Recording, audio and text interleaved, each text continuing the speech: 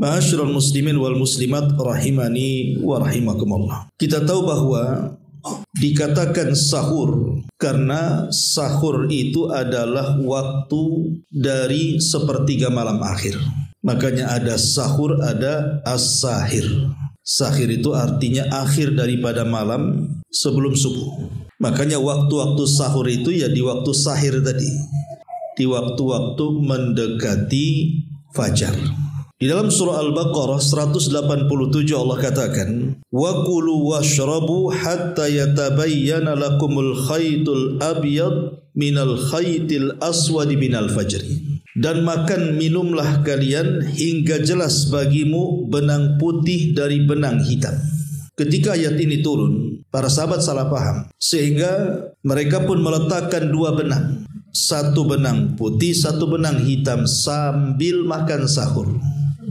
Ditengokin aja benangnya itu. Jadi kalau sudah tampak tuh benang hitam dari benang putih itu, baru mereka berhenti. Karena kan di zaman itu memang gelap gitu ya. Kemudian Nabi SAW menjelaskan, bukan itu maksudnya, tapi maksudnya benang putih dari benang hitam itu adalah terbitnya fajar. Dan yang dimaksud di sini adalah fajar shadiq, bukan fajar kadzib.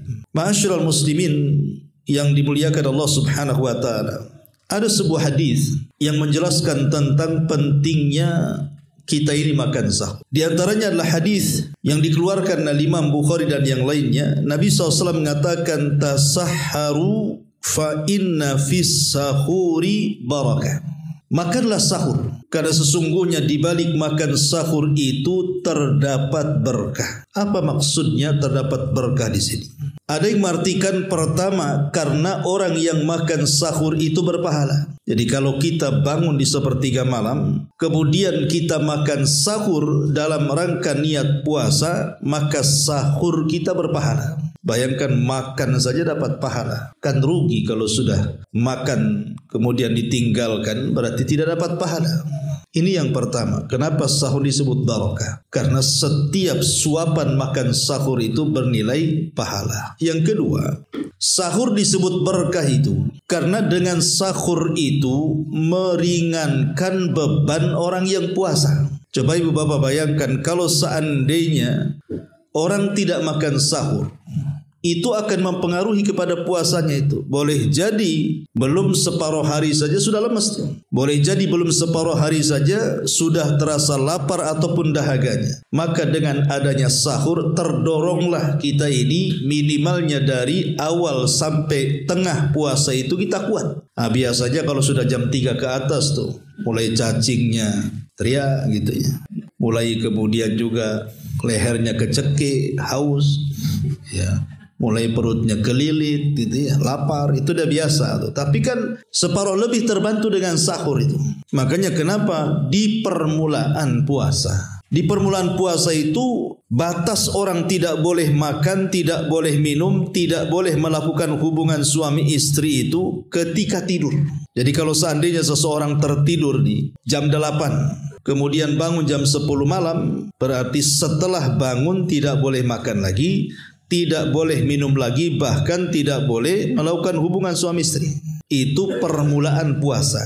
Tapi kemudian ada peristiwa yang menggegerkan di tengah-tengah para sahabat. Ketika ada seorang Ansor yang pulang dari kebunnya bertani, lelah dia. Pulang ketika itu datang di waktu maghrib. Sampai rumah pula istrinya lupa menyediakan makanan berbuka.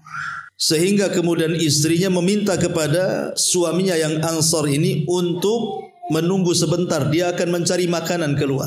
Qadarullah ketika sang istri mencari makanan, si suami pula tertidur. Ketika sang istri sudah dapat makanan, sang istri kesel karena nggak bisa dimakan lagi. Kalau sudah tidur dilarang makan, dilarang tidur, dilarang minum dan dilarang berhubungan. Harus sudah wajib puasa lagi. Kan ini memberatkan. Maka akhirnya kemudian sang suami seorang Ansar ini terpaksalah dia tidak makan, tidak minum dan tidak melakukan hubungan sampai besoknya lagi. Berarti dia 2 hari berturut-turut puasa jadinya kan. Pas tengah siang di hari kedua tumbang dia, pingsan di kebunnya. Habar ini sampai kepada Nabi sallallahu alaihi wasallam. Kemudian turunlah ayat tentang waqulu washrabu, makanlah kalian, minumlah hatta yatabayyana lakumul khaytul abyadi minal khaytil aswadi minal fajr. Makanlah, minumlah sampai engkau bisa membedakan antara benang putih di antara benang hitam, maksudnya terbitnya fajar. Maka setelah turunnya ayat ini, boleh seseorang itu tidur ataupun setelah tidur makan, minum, bahkan berhubungan, yang penting batasannya sampai fajar. Nah, dari sini kita tahu bahwa orang yang sahur itu bisa meringankan orang yang sedang berpuasa. Ini yang kedua, makna berkah dalam sahur itu.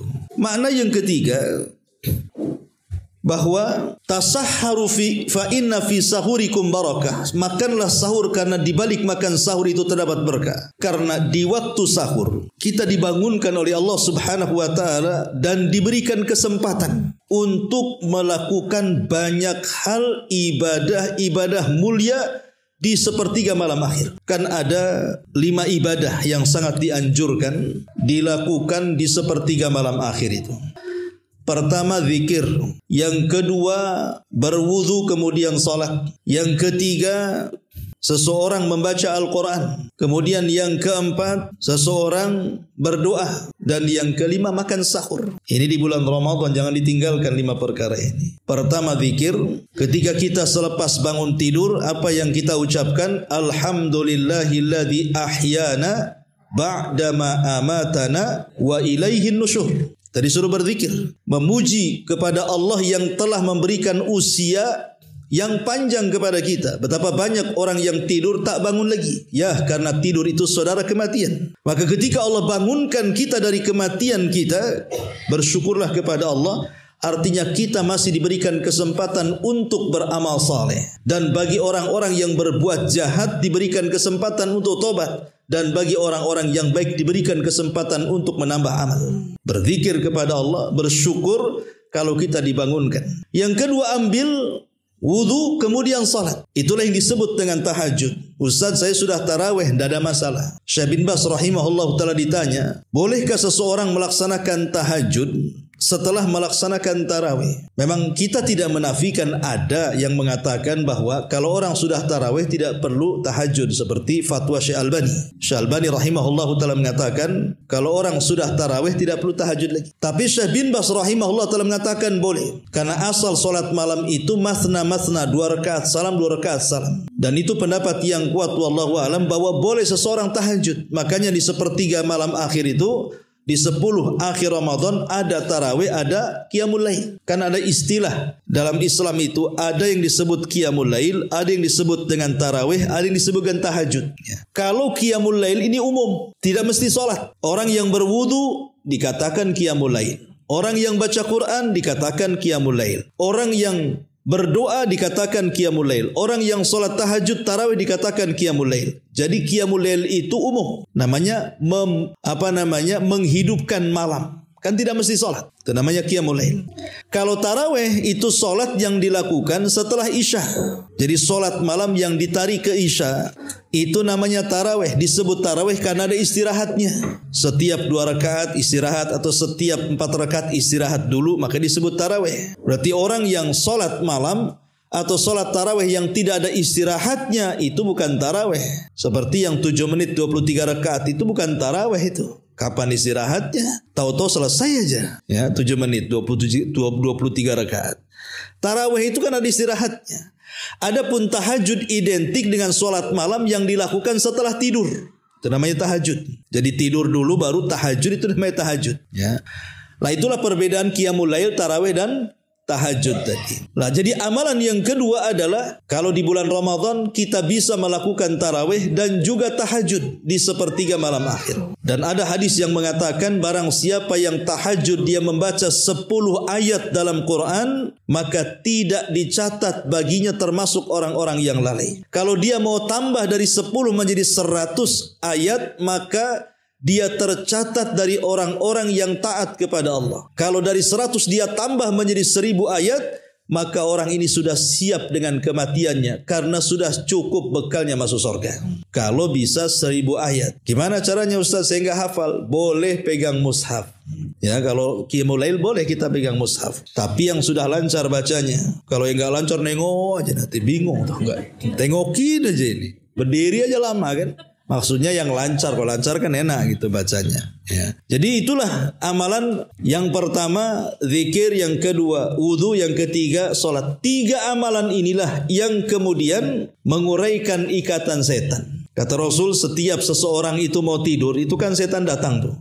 Kemudian mengikat tengkuknya kita. 3 ikatan. Setiap satu ikatan di situ ada mantranya. Kata setan, tidurlah malam masih banyak, masih panjang. Tidurlah malam masih panjang. Sampai 3 kali. Kenapa mantranya seperti itu? Sengaja setan itu supaya kita tidak tahajud. Makanya dilenakan dengan tidurnya. Kalaupun tidak bablas subuhnya, minimalnya ya subuhnya sajalah. Solat malamnya lewat gitu ya. Tapi kalau bisa targetnya saat subuh-subuhnya lewat. Itu target setan tuh. Makanya kata Rasul, apabila dia bangun kemudian berzikir, hilang 1 ikatan. Kalau dia berwudu, hilang 2 ikatan. Kalau dia salat, maka hilang 3 ikatan itu. Dan di pagi hari jiwanya akan baik dan dia akan mampu menatap masa depan dalam hari itu. Tapi kalau tidak, jiwanya jahat dan akan banyak masalah yang tidak tahu dari mana masalah itu datang. Maka ini di amalan yang penting di malam hari itu. Kemudian setelah salat baca Quran. Karena baca Quran di sepertiga malam akhir itu kata Allah, Inna Qur'anal fajri kana mashhuda. Sesungguhnya bacaan Al-Quran di sepertiga malam akhir itu disaksikan para malaikat. Kemudian yang keempat, berdoa. Lah doa inilah masuk di dalamnya istighfar, masuk di dalamnya permintaan apa sajalah. Jadi jangan pernah tinggalkan doa dan istighfar. Ingat hadis yang menjelaskan Allah turun sepertiga malam akhir, di mana Rasulullah SAW mengatakan, Innallaha yanzilu ila sama'id dunya fi kulli thuluthil lailil akhir wa dzalika kulla lailatin. Jadi Allah itu turun ke langit dunia dalam sepertiga malam akhir dan itu setiap malam. Kemudian Allah berkata kepada hamba-hambanya, Man yad'uni fa astajibala wa man yas'aluni fa utiyah wa man yastaghfiruni fa aghfirlah. Siapa yang berdoa ku kabulkan, siapa yang minta ku kasih, siapa yang minta ampun ku ampuni dosa-dosanya. Ibu bapak yang dimuliakan Allah Subhanahu wa taala, kalau kita mau menyingkap sedikit tentang waktu sahur itu, maka kita akan melihat keajaiban yang luar biasa. Begini, saya kira saya, ibu bapak, siapapun dalam kehidupan ini kan pasti banyak masalah. Ada orang yang ditimpa masalah ekonomi. Ada orang yang ditimpa masalah kesehatan, sakit terus. Ada yang ditimpa masalah dengan fitnahan lisan-lisan manusia. Ada yang ditimpa masalah boleh juga karena kenakalan. Kenakalan anak-anak, kenakalan suami, kenakalan istri, dan berbagai macam kenakalan. Itu kan problematika manusia tuh dalam kehidupan tuh. Sebenarnya permasalahan-permasalahan yang seperti itu bisa diselesaikan dan diurai dengan rahasia yang ada di sepertiga malam akhir itu. Umpamanya ada orang yang lagi bermasalah ekonominya. Allah tahu kok, Allah itu tahu kalau kita lagi masalah ekonomi. Dan Allah juga tahu kalau kita ini ingin lepas dari permasalahan itu kan. Cuman Allah itu hanya rindu, ingin rintihan kita sebagai hambanya yang terkena musibah. Agar kita meminta hanya kepada Allah Subhanahu wa ta'ala dan tidak meminta kepada yang lainnya. Allah tunggu tuh di sepertiga malam akhir. Minta atau tidak sama saya. Sebagaimana juga ada orang-orang yang diberikan musibah oleh Allah, mungkin kesehatan, diberikan sakit yang berkepanjangan, dokter dari rumah sakit sudah angkat tangan tidak sanggup mengobatinya. Allah tahu dia sedang sakit dan Allah tahu dia ingin sembuh dari penyakitnya. Allah hanya ingin mendengar rintihan kita. Minta enggak kepada Allah kesembuhan atau minta kepada yang lainnya. Jadi Allah berikan kesempatan di sepertiga malam akhir itu untuk meminta. Sama dengan orang-orang yang diuji dengan diberikan anak yang nakal, anak yang durhaka, anak yang kurang ajar. Allah tahu anak kita kurang ajar. Allah tahu orang tuanya juga tidak suka kalau bisa anaknya baik. Tapi Allah hanya ingin mendengar keluhan kita di sepertiga malam akhir. Minta enggak kepada dia atau tidak? Kalau kita minta kepada Allah, sama dengan kita mengetuk pintu langit itu. Supaya melembutkan hati anak kita. Atau orang-orang yang tersakiti dengan lisan orang. Allah tahu kita tersakiti dan Allah tahu siapa yang menyakitinya. Tinggal Allah menunggu apakah kita merintih dari fitnahan itu kepada Allah atau mengeluh kepada selainnya. Jadi sebenarnya rahasia problematika umat manusia yang ada di bumi itu bisa diuraikan di sepertiga malam akhir. Bukankah Allah yang mengatakan man yad'uni fa'astajibalah wa man yas'aluni fa'utiyah. Siapa yang berdoa aku kabulkan, siapa yang minta kukabulkan permintaannya. Lah dua lafaz ini sebenarnya rahasia kenapa waktu sepertiga malam akhir khususnya di waktu sahur itu ada keajaiban luar biasa. Yang terkadang orang itu hanya terpikir sahurnya, tidak terpikir bahwa ada masalah besar di situ. Jadi oleh karena itulah maka sayang kalau sepertiga malam akhir lewat begitu saja, sementara di luar Ramadan itu kan susah kita mendapatkan sepertiga malam akhir itu. Harus melawan ngantuk, harus melawan dingin, harus melawan takut, akhirnya bangun hanya kencing tidur lagi kan itu. Nggak ada lagi kesempatan.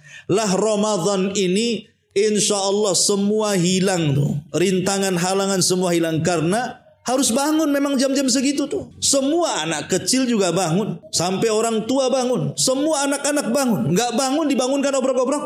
Ya. Sampai di tiban kampung itu udah pakai musik tuh. Ya. Kadang-kadang di beberapa tempat dilempari petasan tuh suruh bangun tuh.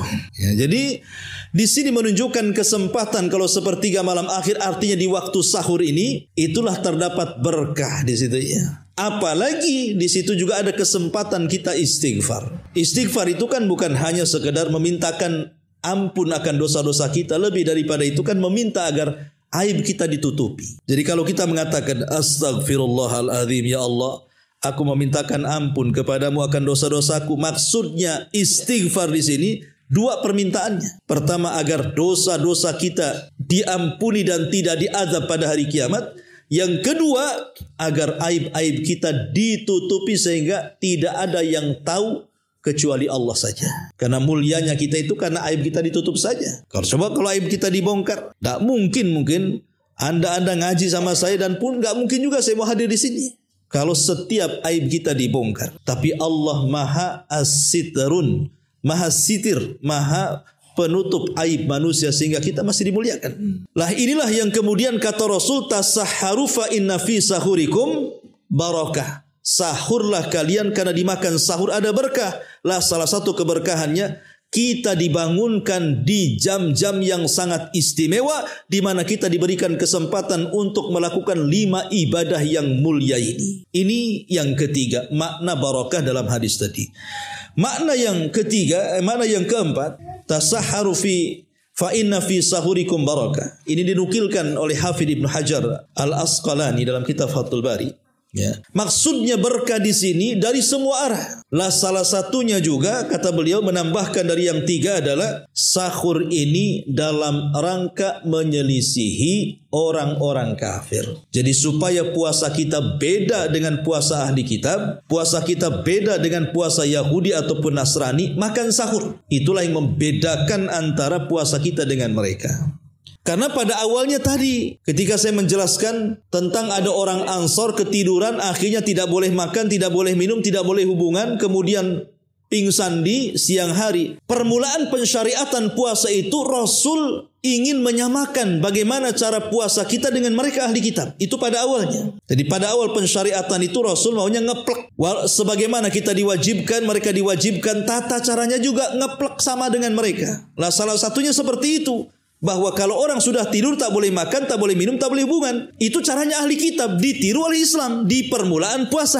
Tapi setelah ada kasus pingsannya orang Ansor karena tidak sanggup, akhirnya kemudian Nabi SAW ingin menyelisihi puasanya ahli kitab dengan mensyariatkan sahur. Dari sini Rasulullah SAW mengatakan farquma baina siyamina wa siyami ahlil kitab akalatas sahur. Perbedaan kita dengan ahli kitab dimakan sahur. Disitulah letak berkahnya. Makanya rugi kalau puasa tidak sahur, berarti puasa kita tidak berkah. Karena tidak menyelisihi ahli kitab. Berarti kalau kita ingin berkah dalam puasanya, usahakan makan sahur.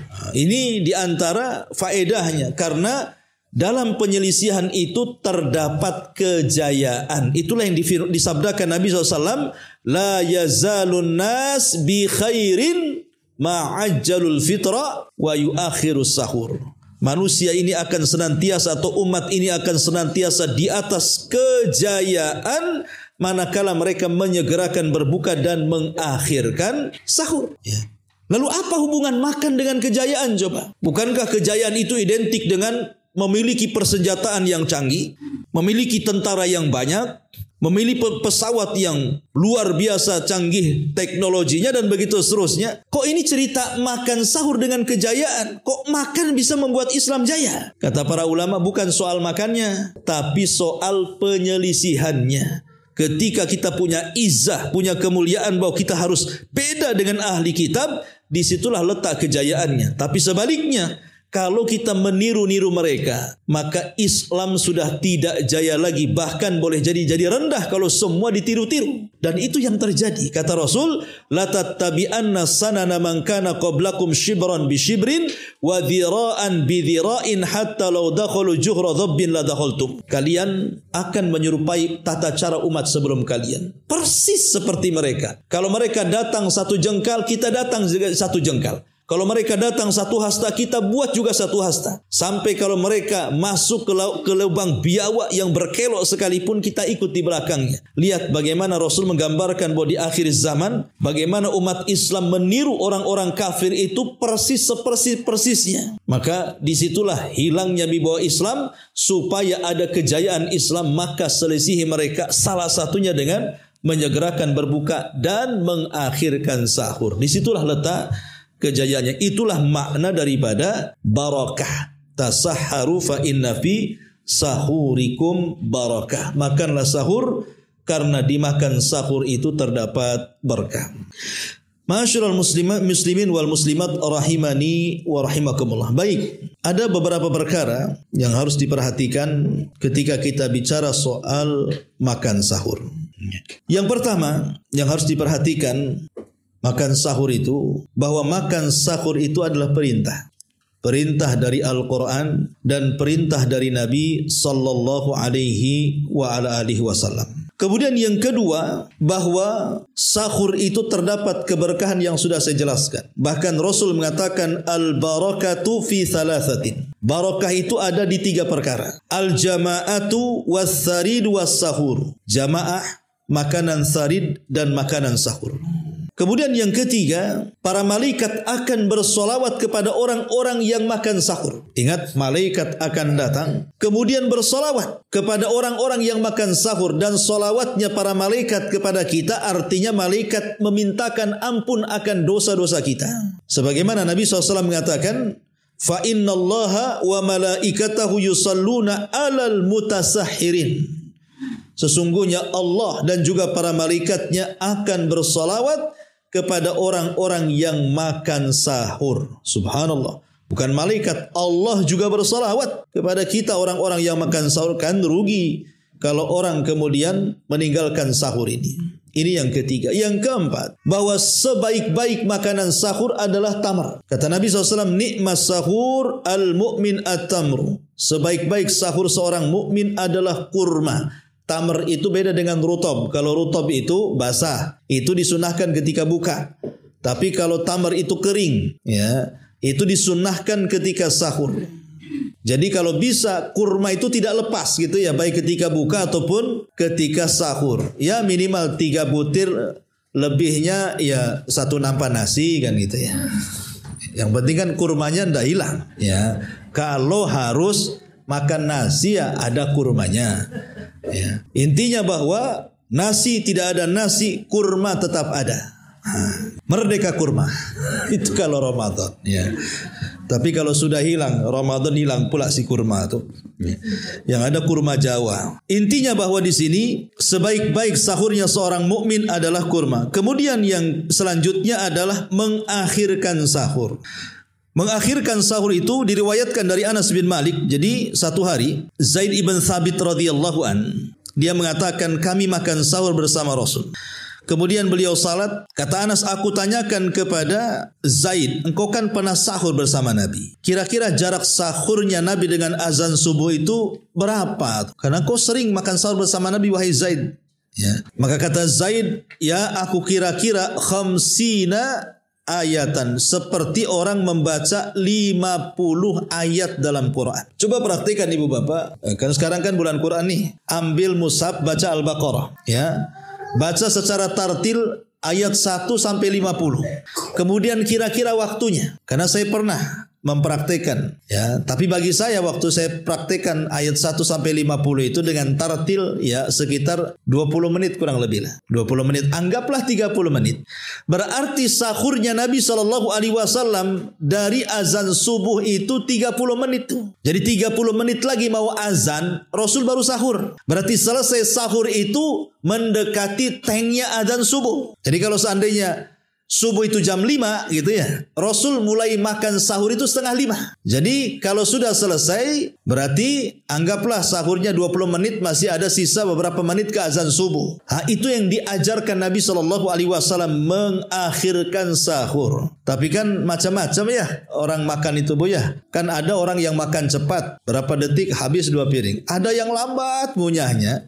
Ya, lah yang lambat ngunyahnya ya jangan kemudian cepat-cepat ke subuh. Ya, ada orang yang makan lama, 1 piring tuh lama kali ya, 1 jam. Kalau 1 jam ya 1 jam sebelum subuh sudah makan tuh, supaya dia asik ngunyahnya ya. Sebab kalau nelen nanti kebesekan dia. Tapi kalau yang cepat, enak lah itu yang cepat itu. Kalau yang cepat itu 5 menit saja 2 piring bisa saya katanya. Itu gimana caranya itu? Itu ditelan tuh kayak makan cacing gitu. Intinya bahwa mengakhirkan sahur itu sangat disunnahkan. Kenapa? Kata Syekh Shalih Fauzan hafizahullah ta'ala, supaya jangan berpuasa di luar daripada waktu puasa. Contoh mamanya, ada orang yang makan ketika habis taraweh, kekenyangan. Ya, boleh jadi mungkin karena dia sudah beli makanan banyak, ketika berbuka tidak sempat makan, akhirnya dihantam pada taraweh. Jadi kenyang betul-betul diserbu tuh. Bukan hanya yang di meja, nyari lagi di luar. Sampai kenyang umpamanya kan. Akhirnya sahurnya malas. Sudahlah, akhirnya lewat saja dia sahur, tidak mau sahur. Ini kan sama dengan puasa, nambah waktu namanya. Kalau seandainya dia makan selepas taraweh sampai jam 12 baru selesai, berarti puasanya dari jam 12 sampai maghrib. Ya. Jadi kan nambah waktu banyak tuh. Akhirnya tersiksa dia. Kenapa? Karena biasanya kalau sudah malam-malam dia puasa, nanti sebelum siang dia sudah lapar tuh. Bawaannya haus, bawaannya lapar, dan begitu seterusnya. Dan itu memadaratkan puasanya dan menyelisihi puasa Nabi jadinya. Nah, ini harus dipahami kenapa kita harus mengakhirkan sahur. Karena di akhir itulah bisa menjadikan kita kemudian lebih membantu puasanya lagi. Ini kalau cerita sahur. Adapun yang kedua, pembahasan yang kedua adalah berbuka. Ma'asyiral muslimin wal muslimat rahimakumullah. Di dalam sebuah hadis Nabi SAW mengatakan, "Walladzi nafsi Muhammadin biyadi, la khulufu fammi shaim atyab indallahi min rihil misk, lis-shaimi farhatun inda fitrih wa farhatun inda liqa'i rabbi." Demi zat yang jiwa Muhammad berada di tangannya, sungguh bau mulut orang yang berpuasa lebih harum di sisi Allah dibandingkan minyak kasturi. Bagi yang berpuasa itu memiliki 2 kebahagiaan. Pertama, bahagia saat berbuka. Yang kedua, bahagia saat berjumpa dengan Rabbnya. Apa makna bahagia saat berbuka? Pertama, karena saat berbuka itu kita harus lebih, bahkan merasakan nikmat Allah yang tidak dirasakan siapapun. Apa itu? Makan saat lapar dan minum saat dahaga. Itu nikmat luar biasa. Orang tidak mungkin merasakan nikmat makan kalau dia kenyang. Orang tidak mungkin merasakan nikmat minum kalau dia tidak dahaga. Tapi ketika dia lapar sangat, ketika dia hangus sangat, kemudian dia makan minum, disitulah letak nikmatnya. Kayaknya kalau sudah tenggorokan air masuk ke tenggorokan dan sudah terbasahi itu, kayaknya aduh luar biasa. Makanya dari situ Rasul mengatakan, "Dhahabadh dhama'u wabtallatil uruq wa thabatal ajru insyaallah." Dhahabadh dhama, telah hilang rasa dahagaku karena air sudah membasahi tenggorokanku. Itulah nikmatnya di situ.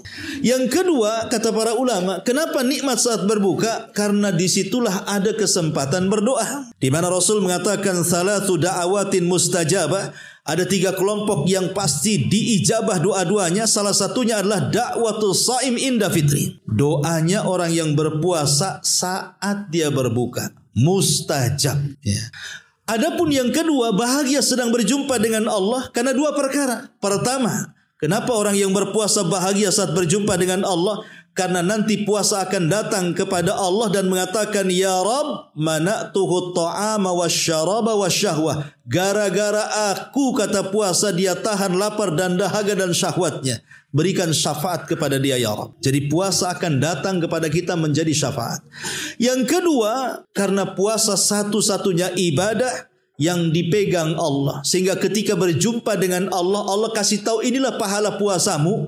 Dia senang sekali. Kenapa? Karena utuh pahalanya tidak diambil orang di saat manusia menyerahkan pahala-pahala selain daripada puasa kepada orang yang dizaliminya. Itulah yang dikatakan as-saumu li wa ana azzibihi. Puasa itu untukku dan aku yang akan membalasnya. Ma'asyiral muslimin wal muslimat rahimakumullah.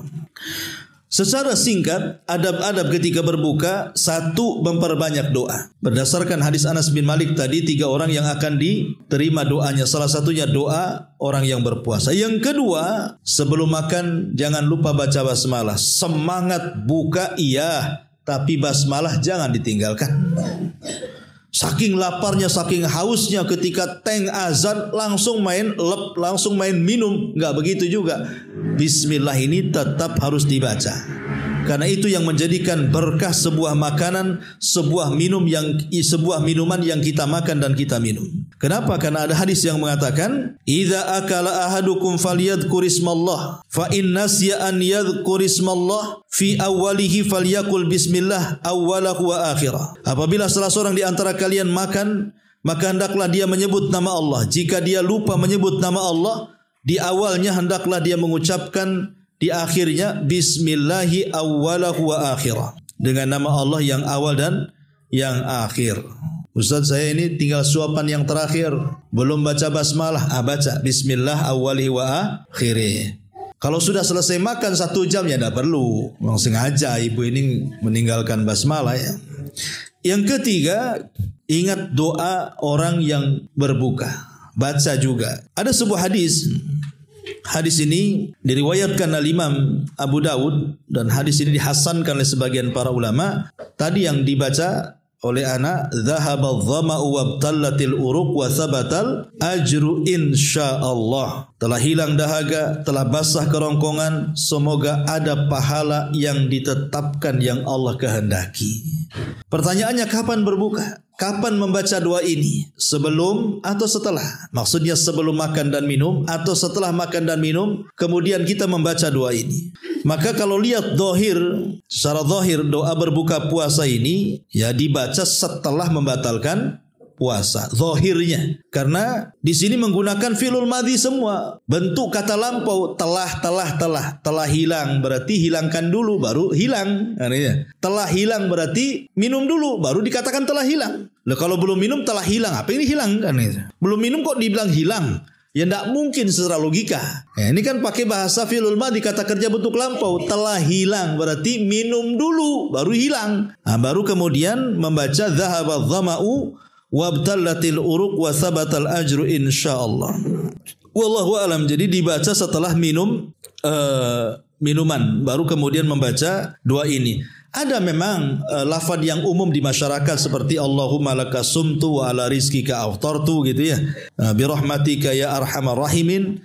Maka sebagian para ulama mengatakan hadis itu mursal. Karena ada rawi namanya Mu'ad bin Abi Zur'ah, ya, seorang tabi'in, bukan sahabat Nabi SAW. Dia seorang yang mursal dan ulama mengatakan ada beberapa rawi yang majhul. Intinya bahwa hadis itu dhaif, hadis itu lemah. Maka doa yang dianjurkan adalah dhahabadh dhama'u wabtallatil uruq wa thabatal ajru insyaallah. Tapi kalau ingin mengambil maknanya enggak apa-apa. Bukan lafadznya, hanya maknanya saja. Kita mengatakan Allahumma laka sumtu wa bika amantu wa ala rizkika aftartu, enggak apa-apa kalau untuk diambil maknanya, bukan lafadznya. Karena lafadznya kan lemah. Tapi kan maknanya tidak menyelisihi. Maka tidak ada masalah insyaallah. Ma'asyiral muslimin wal muslimat rahimani wa rahimakumullah. Kemudian yang terakhir, tentunya juga yang paling penting dalam berbuka adalah menyegerakannya. Karena ada hadis yang mengatakan la tazalu ummati ala sunnati ma lam tantadir bi fitrihan nujum. Umatku akan senantiasa berada di atas sunnahku selama tidak menunggu munculnya bintang saat berbuka. Semata-mata terbenam matahari, langsung buka, minum, makan, atau kalau tidak ada yang diminum dan tidak dimakan, cepat niat batalkan. Pamannya dia dari PT ke Maghriban di jalan, ibu dari pasar kaget gitu ya, belum sampai karena kaget azan, akhirnya sudahlah balik lagi. Nah, cepat niatkan, batal. Ya itu boleh. Ya, yang penting diniatkan, jangan sampai tidak diniatkan. Adapun soal sunnah apa yang dimakan, memang kalau rututan hadis Nabi, pertama rutob yang dimakan itu. Rutob itu ya kurma kuning yang basah, yang enak, itu namanya rutob tuh.